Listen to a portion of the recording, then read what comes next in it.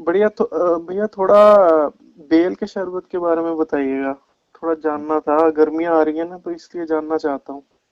भैया अगर बेल की बात करें तो जैसे मैं तो ये कहता हूँ कि हमारे यहाँ तो हम बिहार से हैं, तो हमारे यहाँ बेल के पेड़ होते थे। तो मेरे नाना के यहाँ खुद होता था, तो नाना जी जब पके हुए होते थे तो हमारे घर लाके छोड़ देते थे, और बोरे के बोरे। क्योंकि ये एक ऐसा फल है जो खराब नहीं होता था, चोट नहीं लगता। जैसे सेब संतरे तो हैं, आपको चोट लग जाता है, खराब दाग धब्बे हो जाते हैं। तो बेल हमारे नाना के यहाँ था, तो हमारी दादी वगैरह क्या करती थी कि गर्मियों के दिनों में बेल का गुद्दा निकाल के पानी में घोल के मिश्री या चीनी मिला के हमें वो पिलाती थी। तो ये तो बहुत हमें बढ़िया। बात है। लेकिन आपने जब बोला कि बेल के शरबत के फायदे क्या हैं, तो मैं मेरे पास एक किताब पढ़ी है भैया, आयुर्वेद चिकित्सा सागर। तो मैं उस जी। किताब को खोल के ना आपको बताता हूँ। वो मेरे को 2-3 मिनट का टाइम दो बस, क्योंकि अभी संजोग ऐसा है कि मैं अभी अध्ययन ही कर रहा था। तो 1 मिनट देखता हूँ बेल के शरबत के बारे में, उसमें क्या क्या लिखा हुआ है। क्योंकि परंपरा जी। के अनुसार तो यही है कि बेल का ऐसे होता है। तो भैया इसमें मिल गया बेल का शरबत जो है। इसमें कह रहे हैं कि बेल के अच्छे प्रकार के पके हुए ताजे फलों के गुद्दा को, मतलब उसके गुद्दे को निकाल के, एक सेर मतलब अगर 1 किलो गुद्दा हो गया तो 2 किलो पानी मिलाकर आग पर पकाना है, 1 किलो रहने तक। मतलब 1 लीटर पानी रहने तक पकाना है, और उसको छान कर 2 किलो चीनी या मिश्री डालकर ठंडा करके रख छान के बोतल में भर लें। और साथ में ये जी। लिखा हुआ है कि ये जो लिखने का विधि है वो प्रचलित शरबत विधि से है। तो और मात्रा लेने की मात्रा है कि अगर कोई बड़ा आदमी ले रहा है तो 2 से 4 चम्मच आवश्यकता अनुसार पानी में मिलाकर दिन में 2-3 बार पी सकता है। इसके फायदे हैं बेल के शरबत का। सबसे बड़ा फायदा है प्रवाही का अतिसार, मतलब दस्त, और खास करके खूनी दस्त में।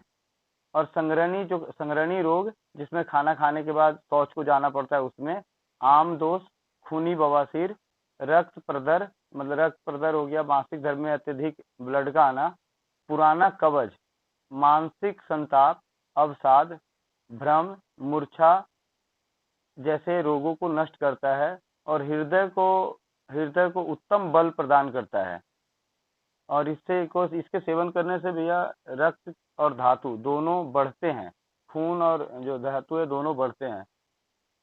भैया ये बेल का शरबत के बारे में इस किताब में इतनी जानकारी है। और परंपराओं के अनुसार कहें तो गर्मियों में हर कोई बेल का शरबत पीता है। और दिल्ली में, हम लोग दिल्ली में भी देखते हैं कि रोड पे भी कई रेडी वाले बेल का शरबत बना के बेचते हैं। तो मैं सभी भाइयों से, तो आपसे भी आपने कहा तो जी। जी। विनती करूंगा कि बेल का शरबत इस गर्मी में जरूर पिएं। बजाय कि पैकेट वाले जूस पीने से अच्छा है कि अपने सामने ताजा बेल का शरबत बना के पिएं, या जो गरीब भाई बंधु आपकी सेवा में लगे हुए हैं सड़कों पे, उनका सेवन करें। वंदे मातरम भैया। और कुछ? जी। जी, ये किस महीने से किस महीने तक पीना चाहिए? भैया ये मई से, जैसे अप्रैल से लेके मई, जून, जुलाई, इन महीनों में तो जरूर पीना चाहिए, जब चढ़ती गर्मी, चिलचिलाती धूप। और ऐसे बीमारी है जैसे रोग में फायदा करता है, तो बीमारी के हिसाब से कभी भी पिया जा सकता है। अगर तकलीफ है, क्योंकि यहाँ ये जी। लिख रहा है कि इसमें ये रोग नष्ट होते हैं, तो ये रोग नष्ट होते हैं इसका मतलब कि कभी भी पिया जा सकता है। जी। जी। जी। हम्म। जी, ठीक है भैया, बहुत बहुत धन्यवाद इतनी अच्छी जानकारी के लिए। तो अभी समय है, तो अब हम परिवार के साथ पियेंगे बेल का जी। शरबत। जी। और भी शरबतों की जानकारी के लिए मैं आपको फोन करूंगा, आपको तंग करूंगा, माफी चाहूंगा, क्योंकि अभी समय शरबतों का ही है।